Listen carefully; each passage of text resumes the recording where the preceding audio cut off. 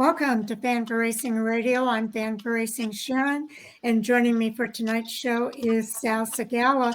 We are here to discuss the Heims versus Riggs North Wilkesboro review for the NASCAR Truck Series. Overall thoughts about the race, Sal?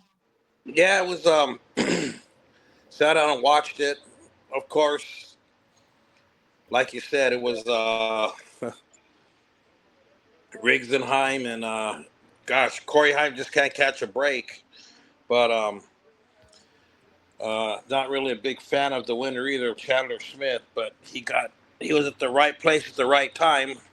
Yep. I kind of wish Lane Riggs could have gotten the win, and challenged for it. But you know what? That's the way this truck series is, and these drivers have to take what they can get when they can get it. So, anyways, yeah, it was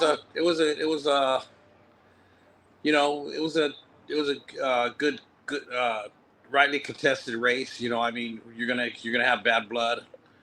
One driver ain't gonna like what another one's doing, but you know what? I guess you got to look at the bigger picture, which is the championship. At the end, I know everybody wants to get those wins. There's a lot of competition there for sure. Oh, yeah. Well, I'll tell you what, there are rivalries simmering after Chandler Smith's NASCAR Truck Series win at North Wilkesboro. It was Chandler Smith from Front Row Motorsports with his teammate Lane Riggs. He needs to offer him a vote of thanks after Sunday's Window World 250 at North Wilkesboro Speedway. Chandler Smith took advantage of that overtime restart to win the Window World 250 in the NASCAR Craftsman Truck Series race at North Wilkesboro Speedway. The win was his second of the season and the first at North Wilkesboro and the seventh of his career. Corey Heim actually started from the pole. He led a race dominating 162 laps that were led at the time of that restart. But racing between Lane Riggs on the last lap ended his race in disappointment. As the two battled for the lead, Riggs pinched time high and spun, finishing 17th. Riggs trailed his teammate Smith across the finish line. Tyler Ankrum, Daniel Hemrick, Stage 2 winner Grant Enfinger, 98 from Ty Majeski, and the Stage 1 winner Gio Ruggiero, along with Caden Honeycutt, Kyle Busch, and Sammy Smith were the top 10 finishers. There were 7 lead changes among 4 drivers and 6 cautions for 42 yellow flag laps. The average speed of the race was 90.597 miles per hour. And the fastest lap of the race actually goes to the number 38. On lap 231, ran an 18.981 second lap. And the number 38, of course, is Chandler Smith, the winner of the race. So your thoughts there about the top 10 finishers, and this race did end under caution, unfortunately. Yeah, it did end under caution. Once again, like I said, Chandler found himself in a good position.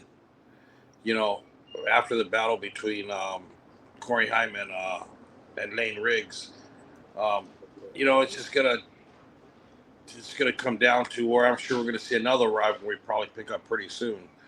But congrats to Chandler Smith on the win. Another good finish by Lane Riggs, and then of course the rookie Gio Ruggiero was our highest finishing rookie, finished in the 7th spot, just right behind Ty Majeski. Caden Honeycutt finally got a good finish. I know he's been having after he had his near win, and then hasn't had any luck since then. And then now he finally got back up to the top 10. So congratulations on Caden for that. After he won on Thursday night, he won the one of the late model races right there in North Wilkesboro. So they had a good week of racing over there. Mm-hmm. Good to see the track come back, and then what I thought was really interesting was, that they still use the lap counter, the manual lap counter, and the That was fun. yeah, that was neat to see that. So I'm sure the drivers, I'm sure they all like that, and then the fact that the winner got to go up the elevator, into victory lane. Um, I know that's a big thing during the whole week. A lot of drivers Yep. talk. Yep. Everybody talks about going to victory lane, but they say, yeah, we want to take that elevator ride because the track hasn't been around in so long, than for it to come back and Yes. produce some good racing. I hope to see it back again on the schedule next year for the trucks. Yeah, I do too. I hope they do come back. Yeah, I'd like to see Xfinity make a stop there, which I'm sure NASCAR is going to look into it during the off season. About maybe having the trucks in Xfinity, having actually all three series. It would be great. Yeah, I think it'd be good for NASCAR. It'd be good for the city, and then just for just for all the people from around there. Yeah, I'd like to see them do heat races again if it's the Cup Series, because I don't know that we can get 40 trucks on that, or 40 cars on that track. So we'll have to wait and see how they work that out. But with regard to the finishing order here, what's unfortunate, I think, for Corey Heim is that he ended up with a 17th place finish, while Lane Riggs, who kind of took him out of the race, ended up in second place. So I'm sure that had to kind of burn a little bit more than if he'd taken them both out. Oh yeah. I can't believe the turn of events, in just a few laps, how fast everything, just happened. Yeah, it sure did. But I'm sure that this is not the last that we'll see between Lane Riggs and Corey Heim. And I think he's done it before. So I think it might be a little bit of a habit. I always say first time's an accident, second time's coincidence. By the time you do it the third time, we've got a habit going. And I think that might be the case for Lane Riggs. I think he's at the coincidental stage, and we'll see if he makes it a habit. Yeah, that's true. I mean, when you think about it, you look at it. It's going to be interesting, as the season progresses, and even going into next season, to Yes. see how it all. Okay. So we'll see what happens here, but a few drivers, we talked about the ones who had a good day. Gio Ruggiero, the top finishing rookie in that 7th place finish. But there were a few drivers that didn't have a very good day at all. Norm Benning was out on lap 62 due to a vibration in his car. And Derek White was actually too slow, and they took him out of the race on lap 96. Brake issue for Ryan Roulet. He was out on lap 153, and on lap 209, Tyler Tomasi had a suspension issue that took him out of the race. There were 17 drivers finishing all 255 laps. And between that position, that was position number 16 and position number 30. So several drivers finishing a lap or more down. Sal.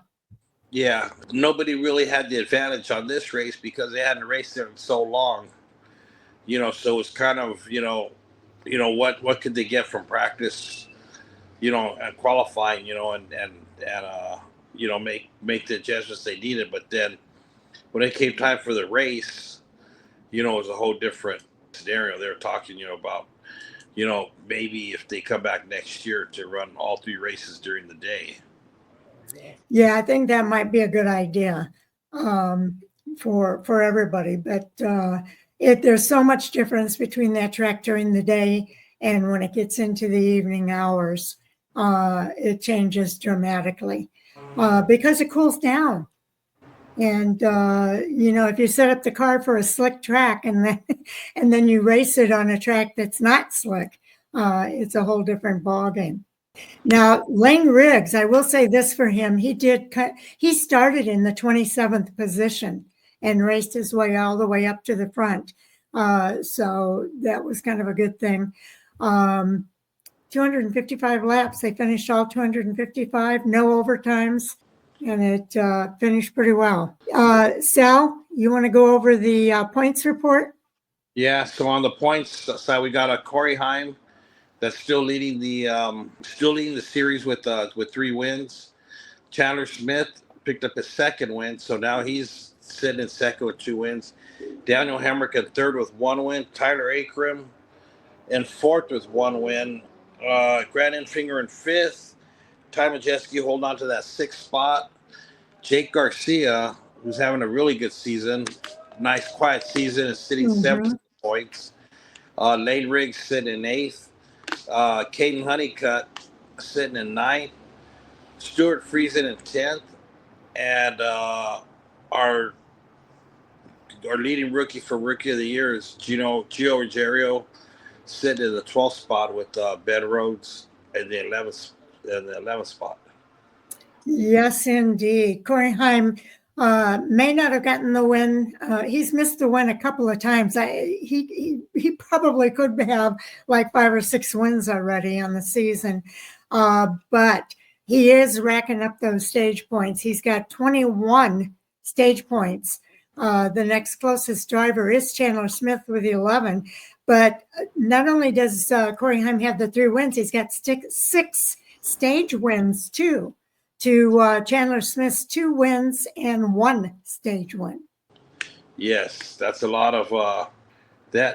lot of points for Corey Heim. It's going to come in handy when the playoffs begin, I'll tell you that. Yeah, he'll have a couple of mulligans to play with. Not that he wants to, but he will have a couple if he needs them. If he needs them. He's had a couple of near misses as far as the wins are concerned.